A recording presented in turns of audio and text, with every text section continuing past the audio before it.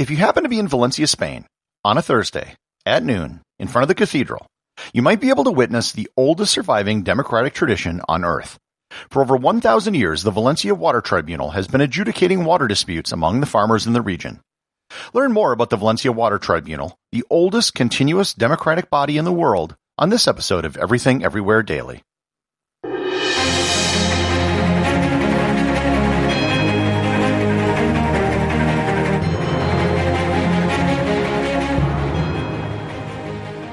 This episode is sponsored by the Tourist Office of Spain. I've spoken a great deal about the history of Spain and the great historical sites you can see in the country, and that's true. But Spain also has some very cutting-edge modern things as well. If you're in Valencia to see the Water Tribunal or the Holy Grail, you'll probably also want to go see the City of Arts and Sciences. This is an incredibly futuristic collection of buildings set in the heart of Valencia, which was designed by Spanish architects Santiago Calatrava and Felix Candela. The City of Arts and Sciences is where studios go to film when they want a backdrop for something set in the future. Recent series such as Brave New World and Westworld were filmed there. There's a planetarium, an aquarium, an opera house, and more. And I've actually seen and attended an opera in the opera house, and it was an amazing experience. You can start researching your dream trip to Spain today by visiting Spain.info, where you can get everything you need to plan your Spanish adventure.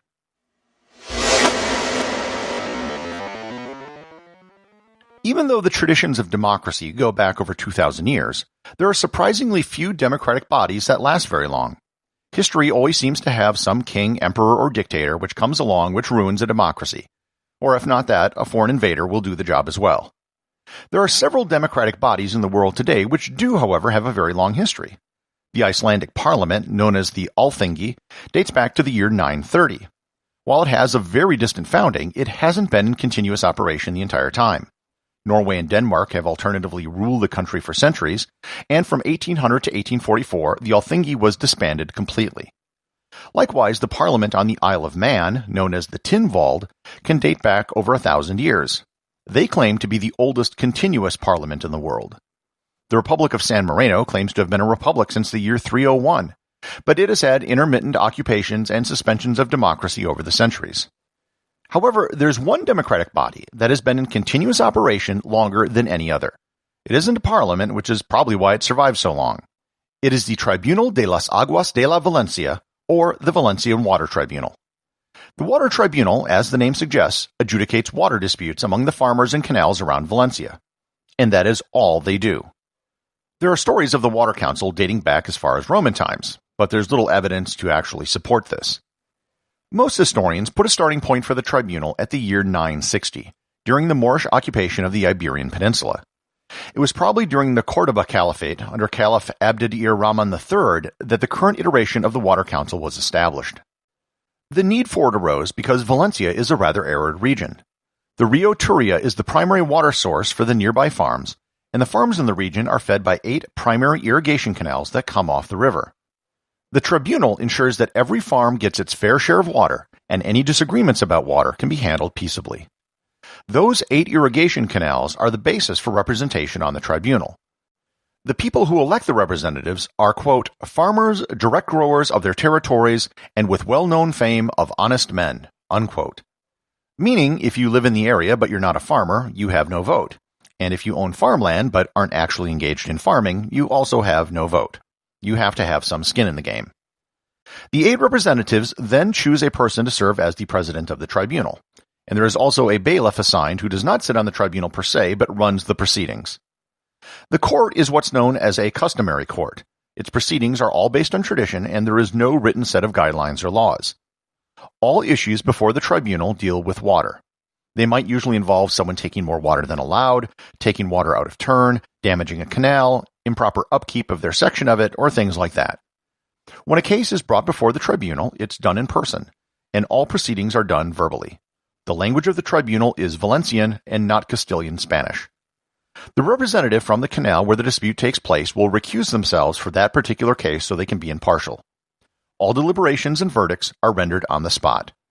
The decision of the Water Tribunal is final and cannot be appealed. The only records kept are a simple log of who appeared before the tribunal, the date, and the judgment. The tribunal also has a second administrative function. After the judicial proceedings are complete, they will go to a nearby building and perform their administrative tasks. Here they are joined by a ninth person who represents an irrigation canal not on the water tribunal. One of the reasons why the tribunal has lasted so long is that it limits itself only to water issues. Despite all of the changes in government over the last 1,000 years, the water tribunal has been left alone. It didn't threaten the power of any caliph, king, or emperor who ruled over the land at the time, and if anything, it was one less thing that they had to worry about. The water tribunal has earned a place in the Spanish Constitution and was also named by UNESCO as part of the world's intangible cultural heritage.